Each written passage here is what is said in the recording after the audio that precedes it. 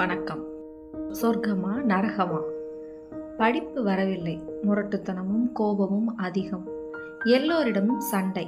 தாய் கவலைப்பட்டாள். சித்திரகுப்தா, இவன் கணக்கை நீ எழுதி முடித்து புது ஓலைக்கட்டு போடுவாயோ இல்லையோ, இங்கேயே நரகம் ஆரம்பித்து விடுமோ என்று தினமும் புலம்புவாள். மகன் காரணம் கேட்டான். சித்திரகுப்தா நம என்று தினமும் சொல்லிக்கொண்டு வா, சித்திரகுப்தன் உனக்கு நல்வழி காண்பிப்பார் என்றாள். தினமும் அதே போல் சொல்லி வந்தான் அந்த சிறுவன் பெரியவனானான். அவன் வயதோடு கெட்ட பழக்கங்களும் வளர்ந்தன. ஆனால் சித்திரகுப்தாய நம என்று சொல்வதை நிறுத்தவில்லை. தாயின் போதனையாயிற்றே. சித்திரகுப்தன் யோசித்தான். உலகில் சிவன், விஷ்ணு, பிரம்மன், இந்திரன், சக்தி, முருகன், விநாயகன் இப்படி ஏராளமான தெய்வங்கள் இருக்க விடாமல் நம் பெயரை தினமும் உச்சரிக்கிறானே இவன். தற்போது இவனுக்கு 52 வயதாகிறது.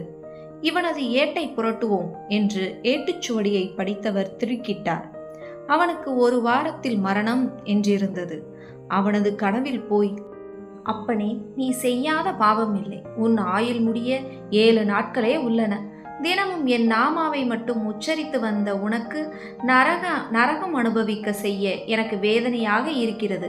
உன் மூதாதையார் உனக்கடித்த நிலத்தில் ஒரு குளம் வெட்டு, ஆழமாக நீர் ஊறும்படி இரவும் பகலும் வேலை செய்தாவது குளத்தை வெட்டி மூடி ஒரு மாடு நீர் அருந்தினால் 3.25 நாழிகை ஸ்வர்க்கவாசம் உண்டு. பசுவின் உடம்பில் 30 முக்கோடி தேவதைகள் வாசம் செய்கின்றனர். நிறைய மாடுகள் தண்ணீர் குடித்தால் உனக்கு சொர்க்கவாசம் நிரந்தரமாக கிடைக்கும். முதலில் சொர்க்கவாசம் அனுபவிக்கிறாயா நரகவாசம் அனுபவிக்கிறாயா என்று யமன் கேட்பார். முதலில் சொர்க்கம் என்று சொல்லிவிடு என்றார். முரடன் எழுந்தான்.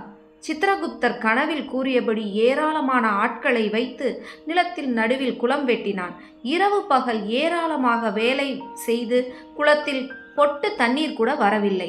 6 நாட்கள் முடிந்து 7வது நாள் ஓரிடத்தில் மிக சிறிய ஊற்று ஒன்று சுரந்தது. முரடன் மகிழ்ந்தான்.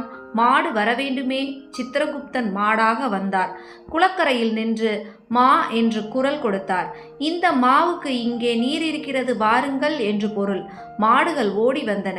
ஒரு மாடு தண்ணீர் குடித்தது. அதே சமயம் நெஞ்சுவலி என்று சாய்ந்த குளம் வெட்டியின் உயிரும் பிரிந்தது. யமதர்மன் முன் குளம் வெட்டி நிறுத்தப்பட்டிருக்கிறான். சித்திரகுப்தா, இந்த ஆத்மாவின் பாப புண்ணிய கணக்கை சொல் என்றார் யமதர்மன். சித்திரகுப்தன் ஏடுகளை புரட்டிவிட்டு, இவன் பெரும் துர்ஆத்மா, ஒரே ஒரு புண்ணிய காரியம் மட்டும் செய்திருக்கிறான். ஜீவன் பிரியும் முன் ஒரு குளம் வெட்டி இருக்கிறான். ஒரே ஒரு மாடு அதில் தண்ணீர் குடித்திருக்கிறது என்று உதட்டை பிதுக்கினான் சித்திரகுப்தன். 3.25 நாழிகை உனக்கு ஸ்வர்க்கவாசம் உண்டு. முதலில் ஸ்வர்க்கவாசம் அனுபவிக்கிறாயா நரகவாசமா என்று கேட்டார் யமதர்மன். முதலில் சொர்க்கவாசமே அனுபவிக்கிறேன் என்றான் முரடன். உடனே அவன் ஸ்வர்க்கத்துக்கு அனுப்பப்பட்டான். தினமும் அங்கே பூலோகத்தில் தண்ணீர் ஊற ஊற மாடுகள் வந்து நீர் குடிக்கலாயின. முரடனின் புண்ணிய கணக்கு ஏறிக்கொண்டே இருந்தது. சொர்க்கத்திலேயே சுகமாக இருக்கலானான். எல்லாம் எதனால்? சித்திரகுப்தனின் அருணினான். அவர் மட்டும் கனவில் வந்து உபாயம் சொல்லி தந்திராவிட்டால் முரடன் இத்தகைய கொடூரமான நரக வேதனையை அனுபவித்திருப்பான். சித்திரகுப்தன் தான் வந்ததின் காரணம் அவரையே நம்பி நாமம் உருவிட்டதால் தானே. எவரும் முறைப்படி ஒரு கடவுளையாவது பூர்ணமாக நம்பி வழிபட்டு வந்தால் சித்திரகுப்தர் அருளும் கட்டாயம் கிடைக்கும். நன்றி.